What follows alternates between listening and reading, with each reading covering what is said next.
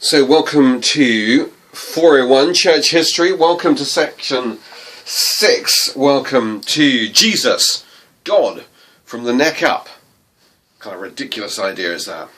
So what we're going to look at is we're going to conclude the solution to how to speak of the Son before creation, to start to explore how to speak of Jesus Christ in his humanity and divinity now, kind of talk about Mary and the unbelievable political shenanigans by bishops. So we've had the Council of Nicaea. It was clear Arianism is out and the Nicene Creed is in, and yet somehow or other that didn't quite seem to stick. And somehow or other the Arians continue to grow, even to having a Council of Sirmium, where you can read their creed, 357.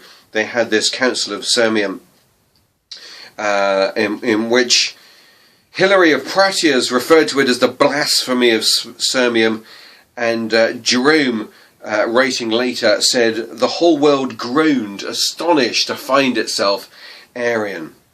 So you're left going, how we worked so hard, how did that happen? Now, 362, the Council of Alexandria began to come forward with a solution. And the solution was to come up with two new words. And that is hypostasis and ousia. Now, in hypostasis and ousia, they're two words. They mean the same thing. They just mean being. That's all that they really mean. And they can be easily used interchangeably. But what the Cappadocian Fathers wanted to do was to explore how you could have three hypostasis but one ousia. So this is the way of keeping out your tritheism of three gods, and keeping out your one God with no distinctions, as we saw in Sabellianism, in that modal monarchianism sort of thing, and bring together two divergent groups. And so this in Latin ends up being tres persona una substantia. Three persons in one substance, one God. So we have the Cappadocian Fathers, marvellous people. There's a little bit here. Particularly worth bigging up is Sister Macrina in that lot. And Gregory of Nazianzus said this, and this is helpful for today. He said, the unassumed is unhealed. The unassumed is unhealed. Anything that the incarnate Son of God, in becoming human, in becoming flesh, anything that he does not take up in his humanity, that is not healed. So if for some reason or other his left hand is a divine left hand and not a human left hand, then my human left hand is not saved. Now the rest of me is saved, but not this.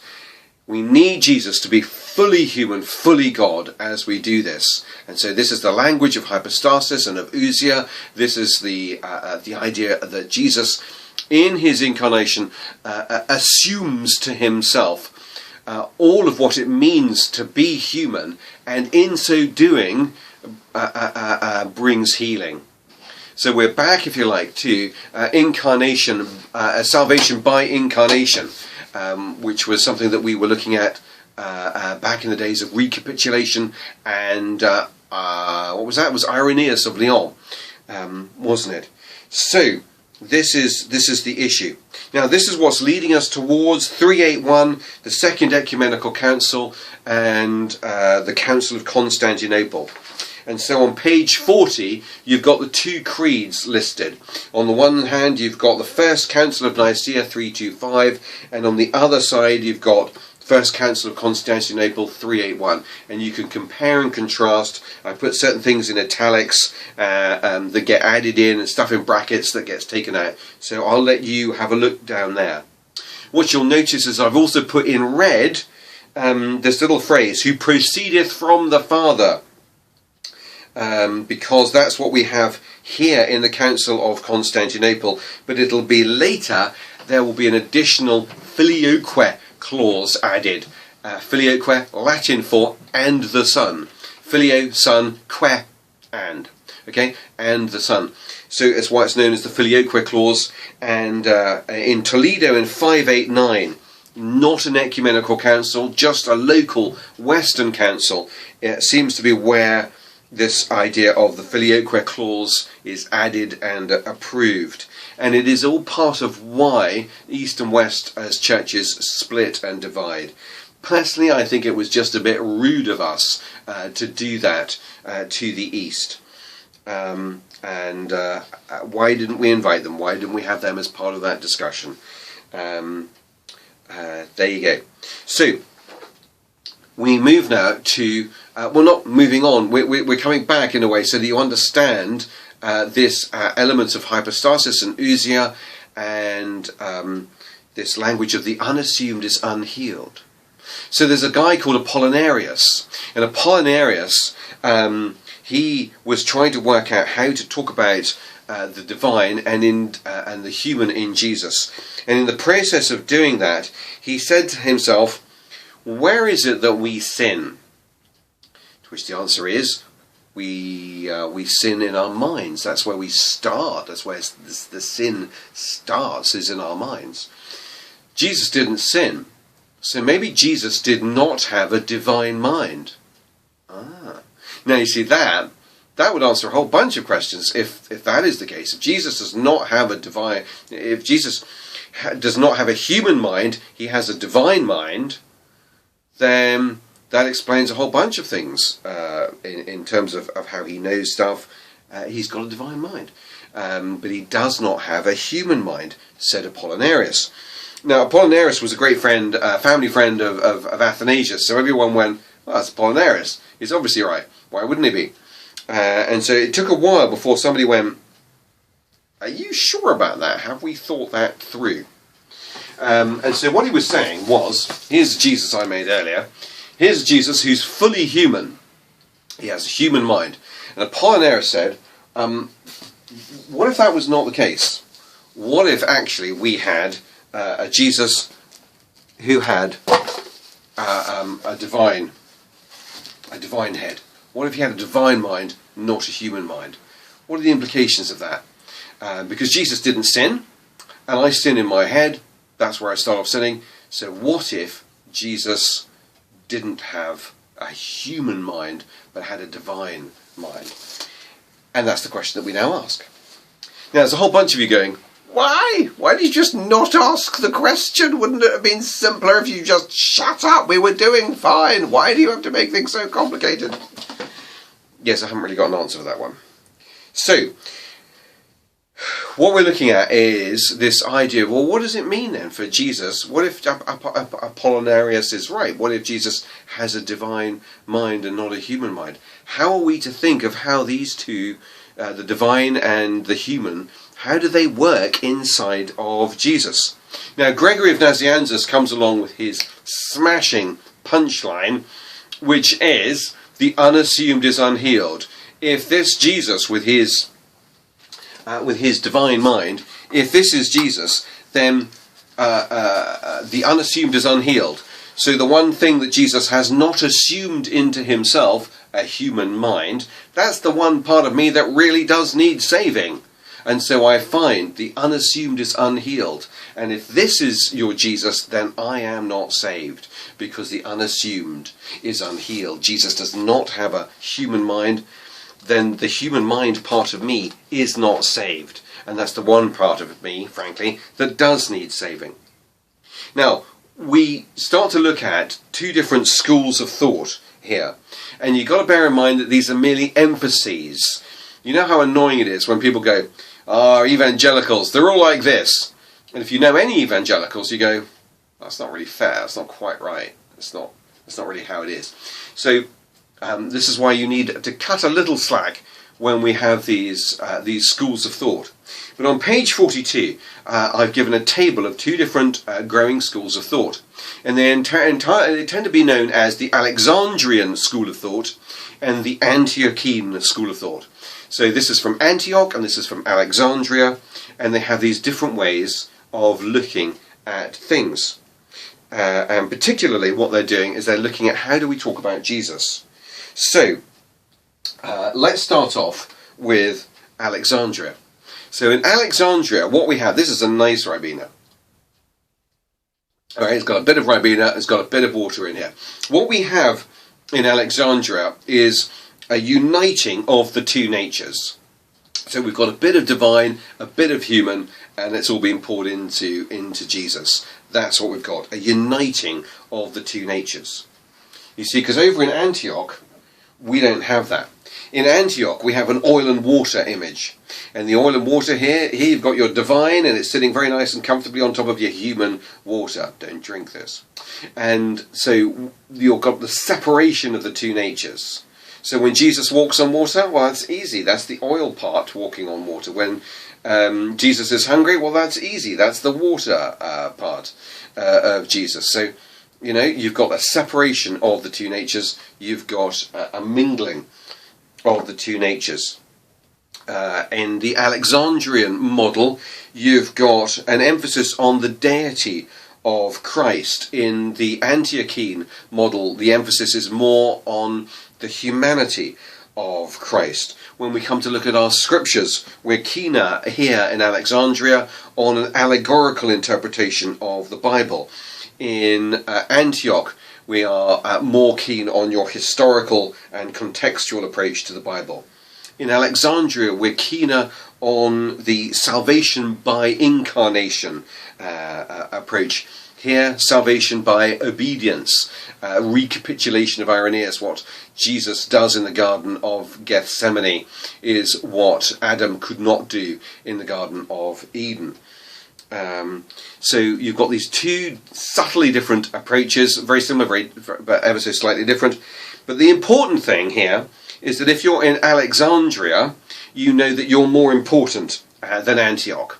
And that's terribly important. That ends up being more important than much of the theological stuff I just said. And if you're in Antioch, you know that you're terribly important because you are geographically close to Constantinople. Constantine's new city, Constantinople. So, the new Rome. So, you've got these two different schools of thought vying for voice and for power. And that's what you've got here. Simply laid out. So, with these two different schools of thought, we then move on to a guy called Nestorius. Now, Nestorius was getting a little bit concerned about how we talk about Mary. For a number of years, Mary was viewed very highly, with great regard. There's the Infancy Gospel of James, Proto-Evangelium Jacob, the Infancy Gospel of James. It's a great book, and written, I don't know, perhaps before 200s, and it highly elevates Mary. So from a very early stage, there's this high regard for the mother of our Lord. And this is an icon. It's an icon from Poland, and it's the Madonna of Jasna Góra. I think I've got that right.